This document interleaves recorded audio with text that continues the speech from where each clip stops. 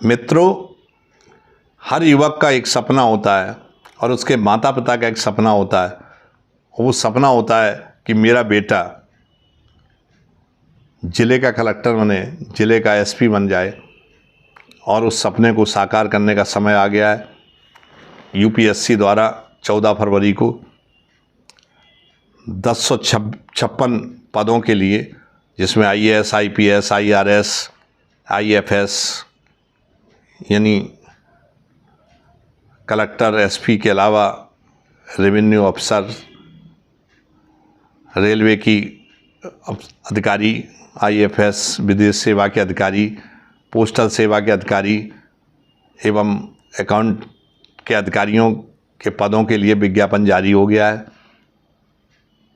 ऐसे छात्र जो निर्धन हैं, जिनके पास कोचिंग ज्वाइन करने के लिए पैसे नहीं हैं, वो निराश ना हो।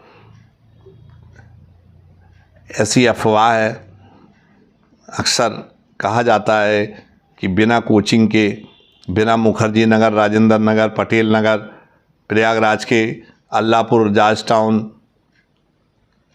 गोविंदपुर, लखनऊ, बनारस में तैयारी किए बिना आपका सिलेक्शन नहीं हो सकता है। इस धारणा से बाहर आएँ। ये परीक्षा पूर्णतया स्किल पर डिपेंड है। अगर आपके अंदर क्षमता है तो आपको किसी कोचिंग की आवश्यकता नहीं है। आप रणनीति बनाएं, पैटर्न को समझें, रिसोर्सेस कलेक्ट करें, मेहनत करें, आत्मविश्वास पैदा करें। आप हिंदी मीडियम के हैं, इंग्लिश मीडियम के, इस परीक्षा में कोई असर नहीं पड़ता है। अगर आपके अंदर योग्यता है तो आप हिंदी मीडियम से इस परीक्षा को क्रैक कर सकते हैं। प्रारंभिक परीक्षा से लेकर इंटरव्यू तक हिंदी का माध्यम भी आप इसमें ले सकते हैं। आप इसके फॉर्म को अप्लाई करें और मैं बताता हूँ इसकी एलिजिबिलिटी क्या है। कि अगर आपका जन्म 1 अगस्त 2024 को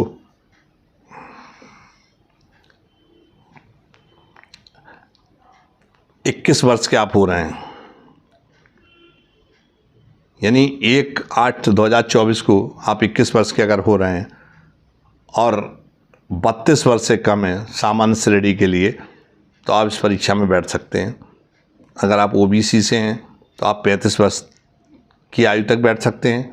अगर आप SC ST कैटेगरी से हैं तो आप 37 साल 37 तक बैठ सकते हैं। अगर आप डिसेबल्ड पर्सन हैं तो आप 42 साल तक इस परीक्षा में बैठ सकते हैं।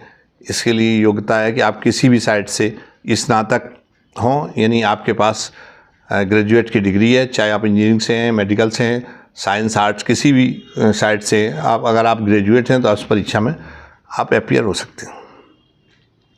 अब हम इसके पैटर्न पर आते हैं। प्रारंभिक परीक्षा, पहले यूपीएससी आपको प्रारंभिक परीक्षा लेती है, जो मैंने आपको पहले ही बताया है कि प्रारंभिक परीक्षा में जो सफल अभ्यर्थी हैं, ये जो प्रारंभिक परीक्षा है 26 मई को होगी, और इसमें जो सफल अभ्यर्थी हैं वो मुख्य परीक्षा में बैठेंगे, और मुख्य परीक्षा के जो सफल अभ्यर्थी हैं उनको इंटरव्यू के लिए बुलाया जाएगा। और इंटरव्यू और मुख्य परीक्षा की जो मेरिट है उसके आधार पर और आपकी चॉइस के आधार पर आप IAS, IPS, IRS, IFS, account service और रेलवेज आज सर्विस में आपका सिलेक्शन होगा। अब आप सोच रहे होंगे, मैं इसके सिलेबस पे ही आ जाता हूँ कि इस परीक्षा में 2 प्रश्न पत्र होते हैं, एक सामान्य अध्ययन और एक सीसेट। सीसेट का मतलब है सिविल सर्विस एप्टीट्यूड टेस्ट। तो सामान्य अध्ययन जो प्रश्न पत्र है, इसमें 100 क्वेश्चन होते हैं और प्रत्येक क्वेश्चन 2 मार्क्स का होता है, यानी 200 अंक कुल प्रश्न पत्र है। जो सीसेट है उसमें 80 क्वेश्चन होते हैं और प्रत्येक प्रश्न जो होता है वो 2.5 का होता है। दोनों में नेगेटिव मार्किंग है, 0.33%, यानी 3 क्वेश्चन गलत करोगे तो आपका 1 नंबर कट जाएगा। तो अब इससे पूछा क्या जाएगा, आप सोच रहे होंगे। तो मैं आपको बता दूं कि जो सामान्य अध्ययन का प्रश्न है उसमें नेशनल इंटरनेशनल करंट अफेयर्स, जो भी समसामयिक घटनाएं हैं उनके बारे में क्वेश्चन आएंगे। आपका हिस्ट्री, मॉडर्न, मेडिवल, एंशिएंट आदि, भूगोल यानी ज्योग्राफी, नेशनल इंटरनेशनल, राजनीति और शासन, आर्थिक और सामाजिक विज्ञान, पर्यावरण एवं जनरल साइंस। ये एक बहुत मोटा मैंने बताया है। अब इसके भी सब्स्टिट्यूट हैं इसमें, हिस्ट्री में क्या क्या है ये मैं बाद में बताता रहूँगा आपको। सीसेट जो है ये बहुत कठिन पेपर होता है, इसको बिल्कुल हल्के में मत लें, और इसमें बड़े बड़े धराशायी हो जाते हैं। ये इसमें मैंने अपने साथ कई छात्रों को फेल होते हुए देखा है जिन्होंने इंजीनियरिंग में टॉप किया था, IITian थे, और सीसेट में क्वालिफाई नहीं कर सके, ओवर कॉन्फिडेंस में रहे। तो इसमें आपको ओवर कॉन्फिडेंस में नहीं रहना है।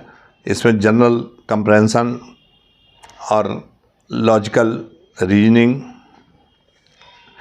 एनालिटिक एबिलिटी और बेसिक डेटा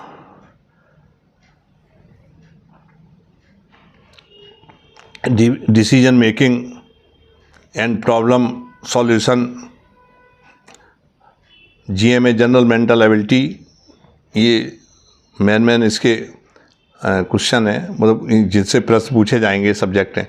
अब इनका भी बहुत क्लैरिफिकेशन है, मैं आपको एक्सप्लेन करता रहूँगा, और आप पहले अप्लाई कर दीजिएगा, फिर मैं आपको बताऊंगा कि आप इसकी रणनीति कैसे बनाएं और किन किन किताबों का सहारा लें।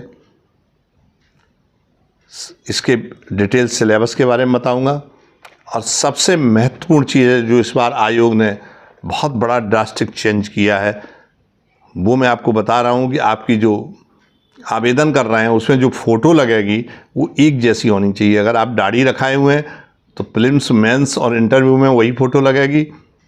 अगर आप चश्मा लगाए हैं अथवा आप मूंछ रखाए हैं तो एक जैसी फ़ोटो जो है वो मान्य होंगी। तो आप अभी से तैयारी करिए, पहले अप्लाई करिए, फिर मैं आपके साथ खड़ा हूँ, आपको गाइड करता रहूँगा।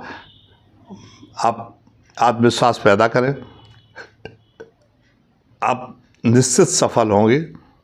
आपको किसी कोचिंग में जाने की आवश्यकता नहीं है, सब कुछ आपके मोबाइल में है। कुछ बुक्स हैं, 14-15 बुक्स आपको मैं बताऊंगा जो आपको ख़रीदनी पड़ेंगी।